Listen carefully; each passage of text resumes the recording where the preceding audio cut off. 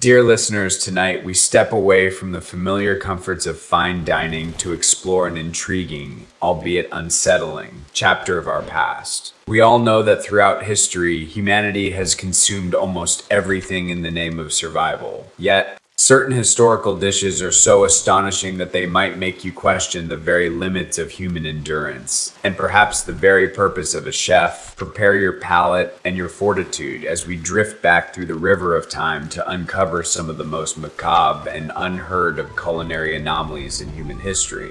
The first course, a banquet from the underworld, cooked alive. Imagine, if you will, that you are a Roman patrician attending a lavish evening feast. The grand table groans under the weight of exotic delicacies. You reach for a carefully prepared morsel, only to realize that the meat before you is still moving one. The living delicacy, a Roman spectacle in ancient Rome, there existed a terrifying luxury that we might call a live banquet. This did not simply mean the animal was kept alive until cooking. Rather, certain ambitious cooks would take the freshly harvested, still warm organs of animals, briefly submerge them in brine, and serve them immediately to the expectant guests. Imagine an organ that still seems to quiver, paired with a heavy pour of garum, a highly prized, deeply pungent fermented fish sauce that served as the defining flavor of the ancient Roman Empire to the elite Romans of that era. This was perceived as the absolute pinnacle of freshness and luxury. It was a way to taste an ingredient's most primal vitality. This was no longer merely the flavor of the food, it was the lingering echo of life itself, an anatomical display brought directly to the dining table too, the bloody feast.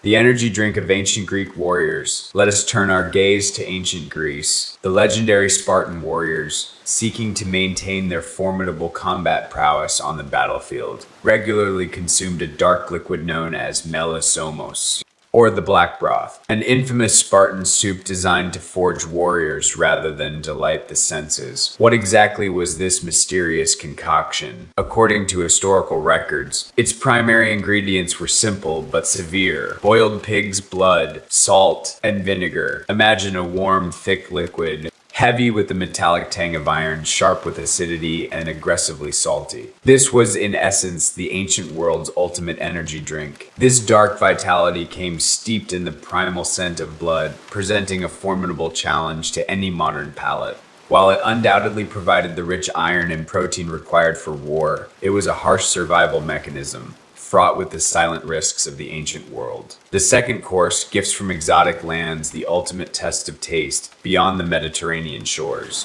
Other civilizations have contributed their own astonishing chapters to the annals of extreme cuisine. 1. A supposed national dish, fermented shark meat. As our journey takes us north to the frozen, windswept landscapes of Iceland, we encounter a famous, or perhaps infamous, traditional survival food known as Karl, a centuries-old preparation of fermented and air-dried shark meat that pushes the absolute boundaries of human scent and taste. This dish utilizes the flesh of the Greenland shark in its natural fresh state. The meat is laden with urea and trimethylamine oxide, making it highly toxic to humans.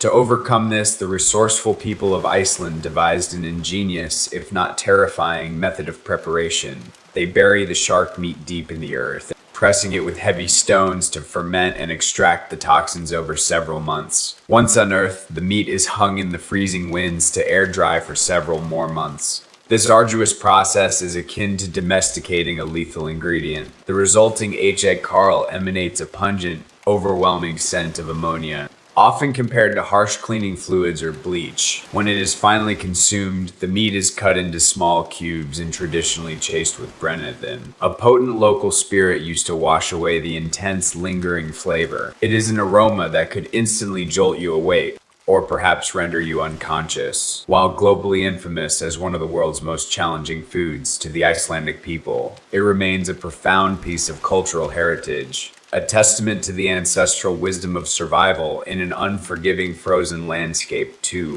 The forbidden egg of the East when purity meets preservation. Turning our gaze to the East, we find culinary practices that might bewilder the unaccustomed mind. Among these is a localized tradition known as tungsi dan, or virgin boy eggs, an ancient folk custom, where eggs are slow boiled not in water but in the collected urine of young boys. As the eggs simmer, the shells crack, allowing the liquid to seep in and impart what locals historically described as a uniquely savory flavor and a distinctive aroma. While this practice is fading into obscurity, it holds a real and documented place in history. In traditional belief, this liquid was considered pure and possessing medicinal properties, thought to invigorate the body and soothe ailments such as joint pain. Through the lens of modern medicine and hygiene, of course, the implications are deeply concerning. The very thought of consuming an egg steeped in such a manner challenges the limits of the modern palate. It represents a fascinating, if unsettling, extreme of the ancient belief that consuming certain biological elements could transfer vitality directly to the eater. The third course,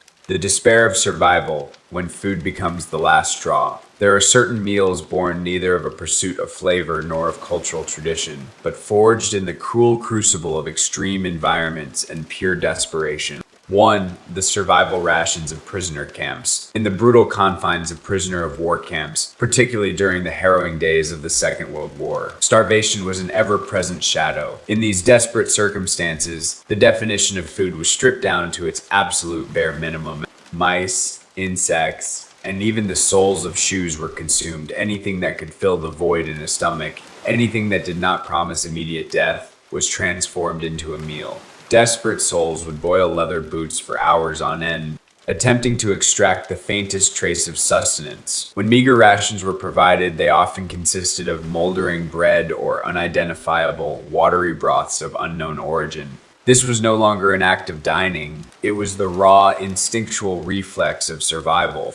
When the flame of life flickers against the wind of death, both the palate and human dignity are tragically necessarily suspended. To the bitter harvest of famine, wild herbs, and tree bark. Throughout the long tapestry of human history, every massive famine has forced populations to seek out unconventional and often lethal sources of nourishment. People would attempt to consume toxic plants they would ordinarily never touch. They would strip the bark from trees, grinding it into a coarse powder to mix with whatever meager grains remained. More often than not, these desperate remedies provided no real nutrition, instead causing severe digestive distress or outright poisoning. And then there's the darkest shadow of all, the unthinkable tragedy of cannibalism in times of absolute starvation. This crosses far beyond any definition of food. It is the most primal, terrifying instinct of a species pushed to the absolute brink of existence. These desperate meals were never meant to satisfy hunger. They stand as brutal testaments to the lengths to which humanity will go to survive, reflecting the terrifying, unyielding tenacity of life itself,